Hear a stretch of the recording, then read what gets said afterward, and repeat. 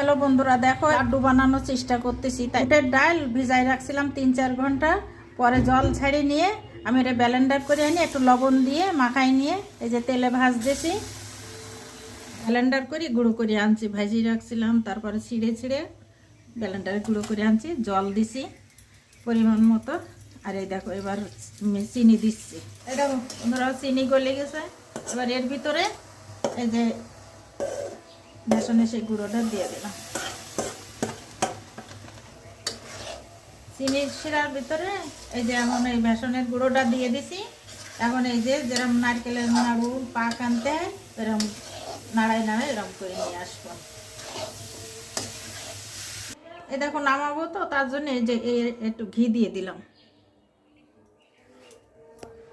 একটু গুঁড়ো দুধ দিয়ে দিলাম, স্বাদ লাগবে।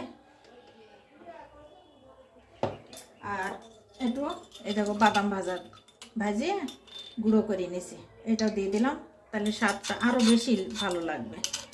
তার জন্যে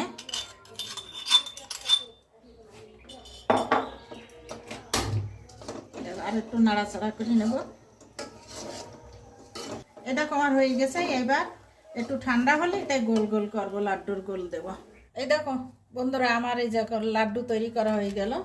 দেখো এর ভিতরে একটা ফুড কালার দেয়, তা আমরা ঘরোয়াভাবে খাবো, তার জন্যে কিন্তু আমি সেই কালারটা ব্যবহার করিনি, তার জন্যে এরকমই অরিজিনাল কালারটাই আসছে। এই দেখো আমার তৈরি করা হয়ে গেল। তা তোমরা দেখো লাড্ডুটা কেমন লাগে কমেন্টে বলো। আর তোমরা ভালো থাকো, সুস্থ থাকো।